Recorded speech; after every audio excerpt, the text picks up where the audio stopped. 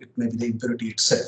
What happens is obviously now you have got more number of foreign atoms. Okay, so let us say if you are adding aluminum in silicon and aluminum atoms are too many, obviously the density will increase, and then obviously the distance between the two Al atoms will start decreasing, right? So at that point, and in general density as well. So the electrons will begin interacting with each other. And we know what happens when electrons starts interacting, because we want them discrete, right? Every electron must have its own energy level. Whereas now what happens when you have got so many electrons, the splitting occurs into the band of energies. So whatever has happened in the conduction band, now it starts happening even in between the conduction and valence band. But now remember that this is happening because of the foreign atom, not because of the parent atom. Okay.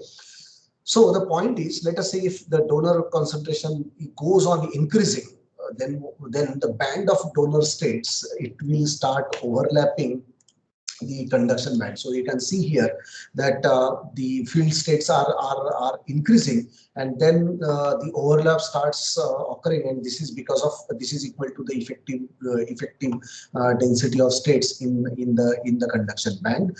So this when this electron conduction exceeds the density of states of the parent one, the Fermi level, as we know that it is going to shift up and up towards the conduction band.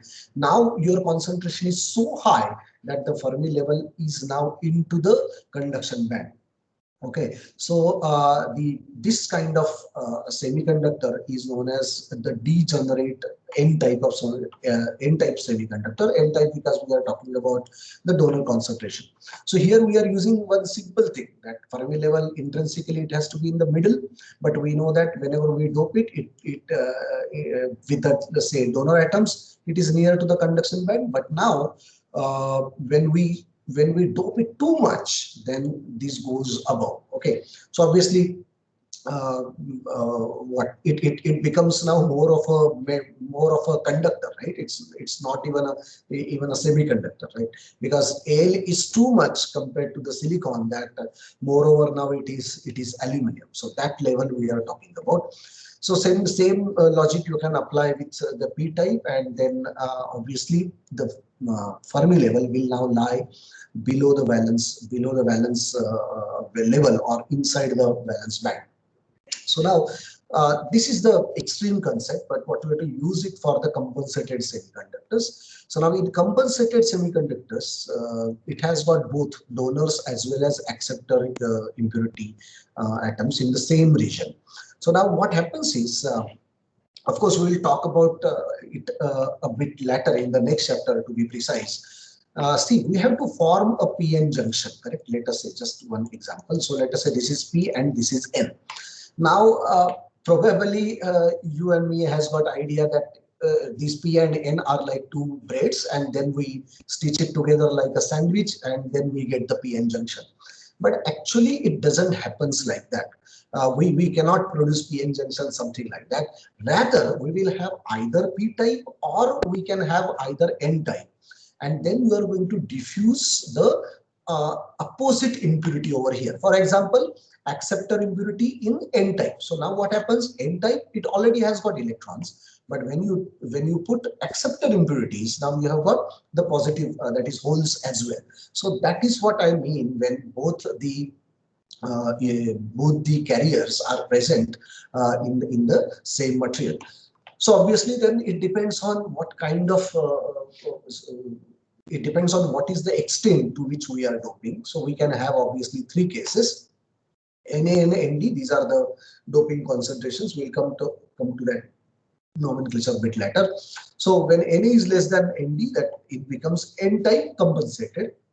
When acceptors are more, then it becomes the P type compensated, and when they are absolutely equal, this is completely compensated conductor. So it means the holes and electrons are equal in number. So now I can show this with this particular diagram. So a bit complicated, but yes, we can easily work it out. So this is EFI, this is EC, and this is EFI. So that is our basic, what is it, three levels. Now, whenever there is some increase in temperature, what happens? Some thermal electrons will be produced, correct? Similarly, we can, whenever the thermal electron produced, then we have the thermal holes as well, okay? So now what happens, let us say we are doping and we have got both the ED and EA. So it has created some level. Now what happens, obviously, because of this what is it, doping, some of the electrons will jump from valence to this here, okay, at this level. So positive negative is created. Similarly, some will go from this to this. So again, positive negative EHPs are created. Okay, so these are donor electrons and acceptor holes are created. Now, these are positive and this is negative. So we know that the electrons would like to fall back. So this negative can be compensated by the positive ones. So you can say that these are the ionized donors. So you can see Nd plus is Na minus Nd, and then Na minus, these are the lower ones are the ionized acceptor. So that is Na minus Pa. So whatever these states are Na, however, whatever comes down, they are going to compensate it, that is minus Pa. So similarly on both sides it is happening. However, there can be some states which are not ionized. So we call it as unionized donors and unionized acceptors. Okay. Now, obviously, suppose this everything is ionized. It means whatever the states available on EA level, if it is filled by electron each, then we call it as the completely compensated semiconductor. Okay, so this what happens is, it means we have got all kinds of carriers at every level. Okay, and ultimately our objective of this particular chapter is to understand that which carriers are present and where they are present. Okay, so obviously when we want the net, that is how many net hole and net electrons are present, so we have to consider these ionized donors. And why these are coming, why we cannot avoid, because of some what is a compulsion for making the PN junction. PN junction is not sticking P and N separately and then coming those taking those two blocks together. Okay, so because of such a what is a diffusion, this is change of profile of the electrons and holes, or the what you say doping, we get this the presence of both electrons as well as holes at various levels.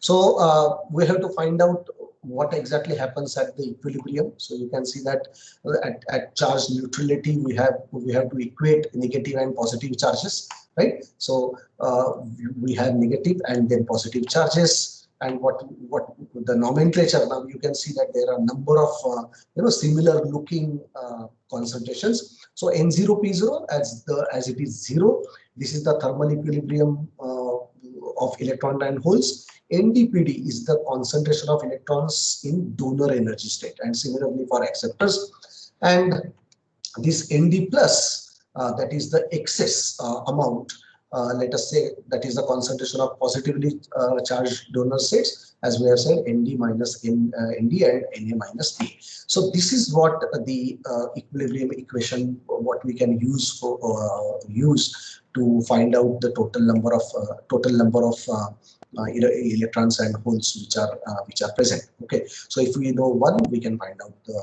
another one. How to use it, we will see it when we exactly apply it to the PN junction diagram. Okay, right now just the introduction kind of thing. So now at thermal equilibrium, if we are assuming the complete ionization, so it means we do not have any states at the donor as well as acceptors levels. So in the previous expression here, in this previous expression, we can substitute those values and they cancel out. And also we know that the relation between N0 and P0. So N0 P0 is equal to Ni square. So we can substitute that. We can rearrange this particular quadratic, and for N0 and P0, we can find out the expression for this. So please, you write down this expression.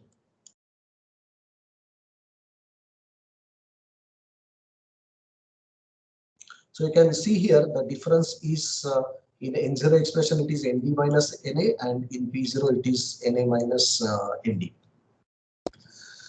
So this is for N and P type respectively. So now what can be useful from this? So if let us say Nd is equal to Na, what is going to happen? The first term becomes 0, the second terms become 0, and your N0 is now equal to Ni. Okay, so whenever the complete composition Nd minus Na will be 0, this N0 will become equal to Ni. Okay. As far as this position of Fermi level, again, let us visit that position of Fermi level. These expressions we have already derived for N0 and P0, which is in terms of the constant Nc and Nv. Now, obviously, we can rearrange this again. I mean, just we are trying to represent in a bit different way, because now we have just seen the compensated conductors. So here you can see this ln is Nc by N0, that is a factor. Now let us consider N-type semiconductor, where Nd is quite high as compared to the intrinsic concentration. In that case, you will get N0 is equal to Nd from the previous expressions. So you can substitute that Nd, and then you can see that this ln part, the distance between the conduction band and the Fermi level is the logarithmic function of the donor concentration. So which is dominated by the Nd. Okay, so this is the another way of saying that whenever if I increase the donor concentration, then the Fermi level is going to move closer to the conduction band, which we have seen in some other way in our previous discussion. And obviously when the electron concentration is increasing, the Fermi level will be going opposite. Okay, so there can be one more approach to solve this. Again, this expression we have already seen, so we are rearranging this. And let us say if the net effective donor, that what I talked about, Nd minus Na, if it is 0, we have already established that N0, then in that case N0 will be equal to Ni. And if N0 is equal to Ni, it means what?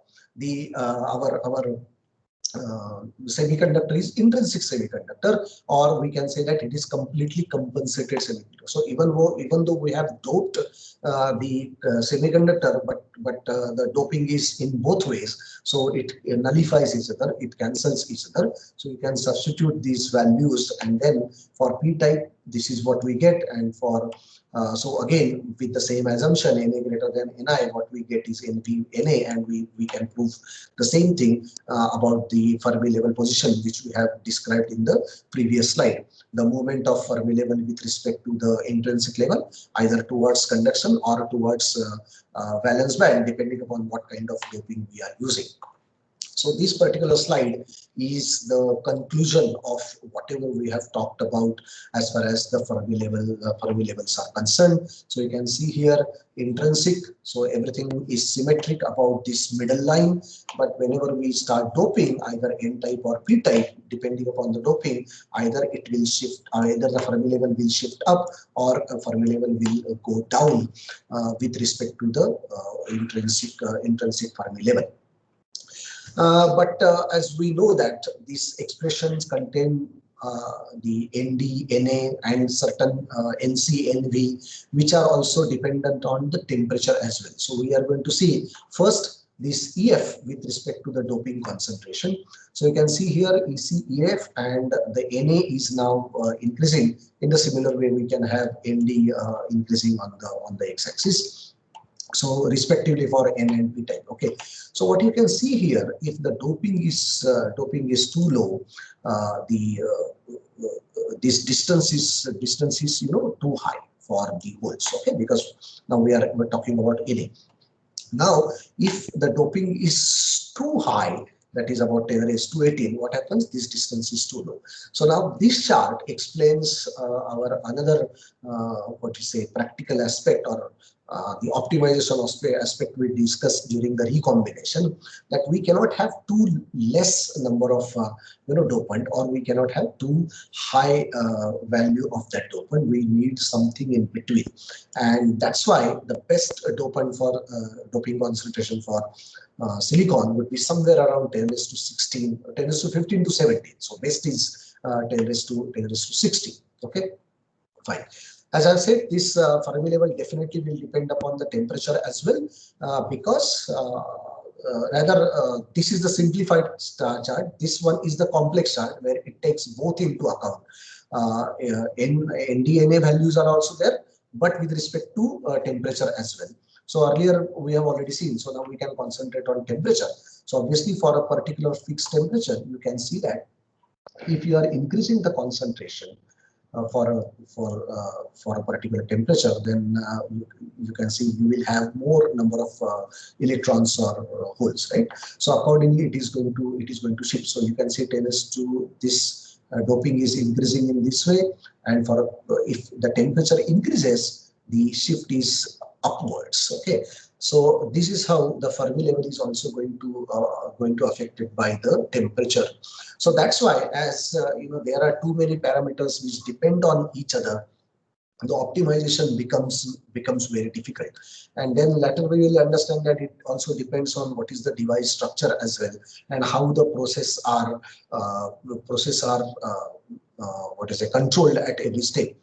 In making the solar cell, it's although it is just a PN junction, we have to go into multiple steps where the different temperatures and different phenomena are involved, and tuning every phenomena so that we get the maximum efficiency is a very delicate and state of art work, because of so many parameters and so much of dependence in between them. So anyway, so let us try to now solve some numericals. So please you note down whatever is on this slide, because it's a bit long question, so I cannot go to and fro. So the issue is you please write it down. It's very straightforward, very few numbers. So we are going to solve this, and I hope that you already have the basic formulas which we have derived. So you can see here what we want is EI or EFI, EF, EC, EV, so if we get these values, we can draw the energy band diagram. Doping is given, so we need the P0 value. Okay, so for this second part, we require one or two expressions. So keep those expressions handy. And then last one is where to calculate resistivity and conductivity. Electron and hole mobility is given 1400 and 500 respectively. Okay, so let us do that. Let me know once it is over, once noting is over.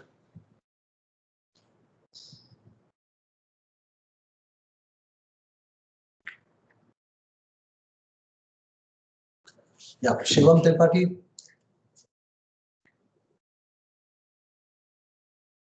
Shivam Tripathi. Absent? Yes sir, yes sir. हाँ लिख लिया ना सब? लिख लिया ना? You have noted down this, right? Yes sir, yes sir, sir. You will be answering the questions. Okay, fine.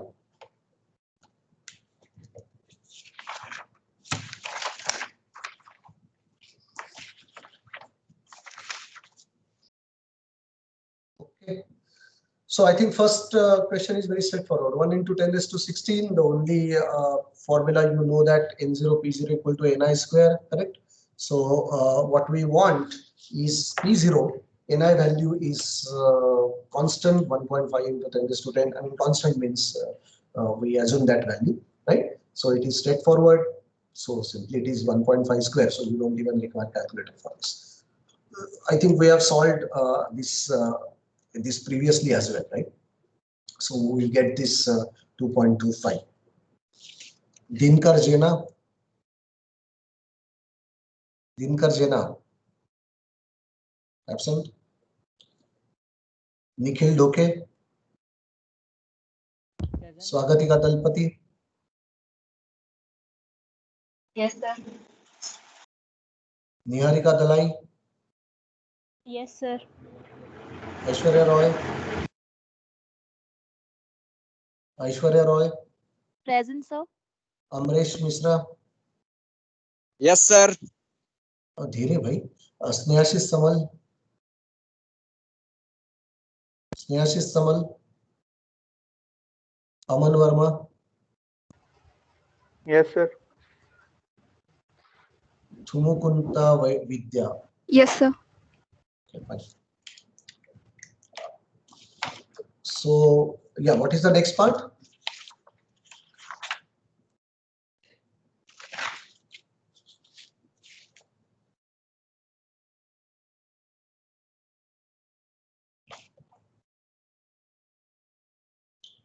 Shivam Tripathi ji, आपको बोला है ना, बोलिए, what is the next part? First part is over. What is the next part? Sir, calculating the balance and So how will you proceed? So we want the expressions. We have to use the expressions which are relating to the concentration. So I think these are the expressions. Already M0 is given to you. Fine. So can you give me this value of EF minus EI now? See, band diagram is always a relative thing, right? So if we can fix something, we can find out the relative values, and then with that relative values, we can always plot what are the other levels, correct? So for example, if we know EF and we know EF minus EI, obviously we can find out EI, correct? Okay, so here from this expression, N0 in the right side, everything you know. So can you get me this value, Pradipta Rahul? Pradipta Rahul? Sir, doing KT times ln by ni. Sir, doing. Hello. Kola Tejaswar Rao. Yes, sir, doing.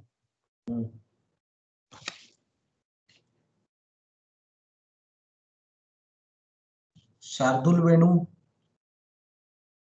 Yes, sir. Yes, sir. Just a second.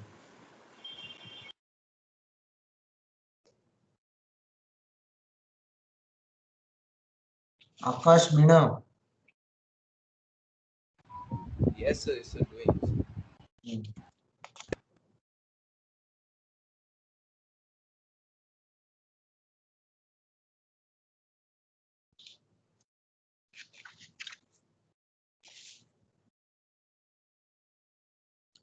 Sai Swarup Misra. yes, sir. Doing.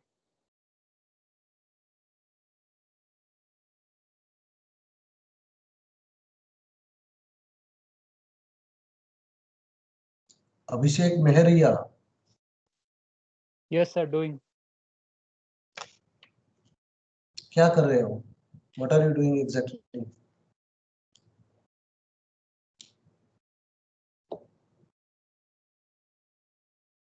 I'm asking to you, Abhishek. Yes, sir. What are you doing? I'm asking to you. Sir, K value is, I think, 13.41. K का value किसको निकालना है? What is K? Yes, what is the value of K? Anybody? So 1.38 into 10 to the 1.5 power minus 23. into 10 to the power 10 per centimeter. K. What is the value of K? What is that K, first of all? Boltzmann constant. Yeah, Boltzmann So constant. Boltzmann constant. Yes, Boltzmann constant. Okay. So if you substitute it at 300 degree, what you are going to get? EF minus EI. Are you getting this answer? Shivam Tripathi. Yes, sir. Still doing. Sir. Yes, sir. Doing. Okay. Yeah, what is the value of Boltzmann constant? Sir, 8.61 into 10 to the power minus 5 electron volt Kelvin inverse. Okay. Hello. हाँ ठीक है ठीक. So are you getting this answer? Yes, So sir. then Yes, you have sir. to just multiply this, right? So now from Yes, this sir. you get EF minus EI as 0.34 volt electron volts. Okay. So the other thing is what is the band gap of silicon?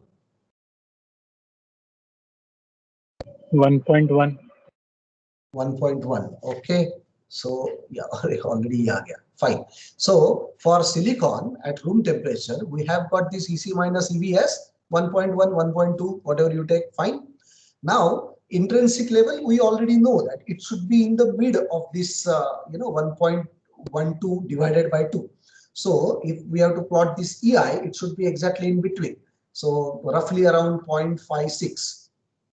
So you have got EI, you know the difference between EC and EV. The previous expression, what you got? EF minus EI, correct? EF minus EI is 0.34. So you can see here, if I want to plot now this EF, it should be at 0.34, correct? So if this is 0.34, what is this difference between EF and EC?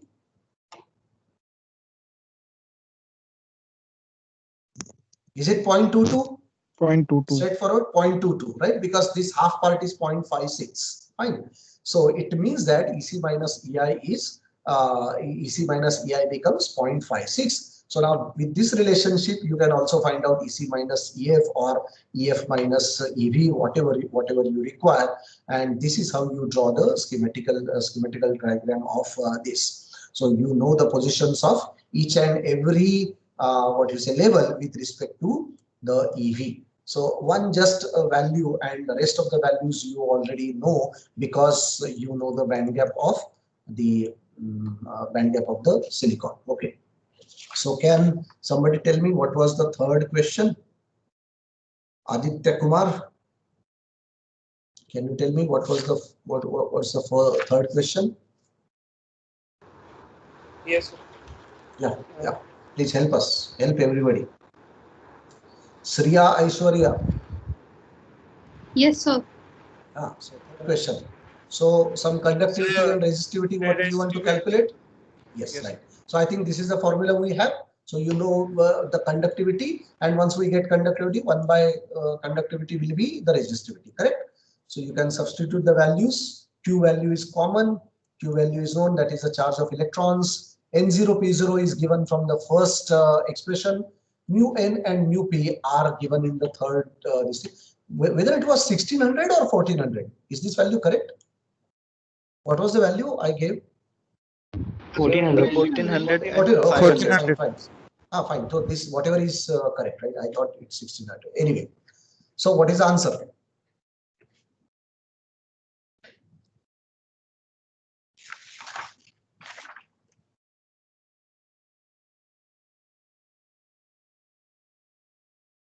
$2.24.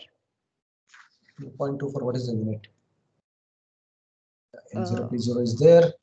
So you should have the unit, right? So for this conductivity, it is ohm centimeter inverse or ohm per centimeter, because this is something called a sheet resistivity. Okay, so that's why we have this ohm centimeter. Normally we write resistance in ohm, right? But this is resistivity. So we write it in ohm centimeter. So 2.24 is the correct answer. When you take the inverse, you get the value of conductivity. Conductivity is 2.24. You inverse it, you get the value of resistivity. Okay. So this is how, if you know the values of N0, P0, you can find out all the concerned parameters for this, and we use those whatever expressions we have. So it's the manipulation of those basic equations, and depending upon what data is given to you, you can find out whatever the unknown value would be. So I think this particular example gives you the idea of that. Uh, this Poisson equation came here. Yeah, we'll deal with this Poisson equation later. Okay. So this is the end of the basics of carrier concentration and distribution. So what we will do is So in the previous, I think we have learned about, absorption, generation, and recombination qualitatively. Here, carrier concentration is learned quantitatively. Now, in the next part, we are actually going to make a PN junction in the next chapter, and we will apply whatever we have seen so far to that PN junction, and we will find out the current equation for that. And then that PN junction we will modify when what happens when we cast a light on it so that it behaves as a solar cell. So what will be the manipulation there? And that will be the end of the semiconductor part.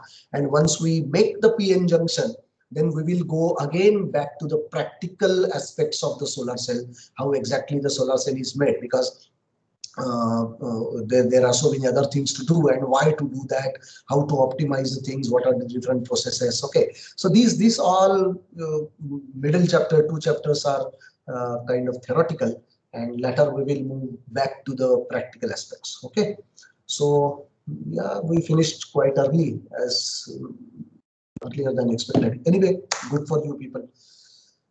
So let us stop here. On Monday we will start afresh with for the new topic. Enjoy your weekend. Okay, thank you. Bye.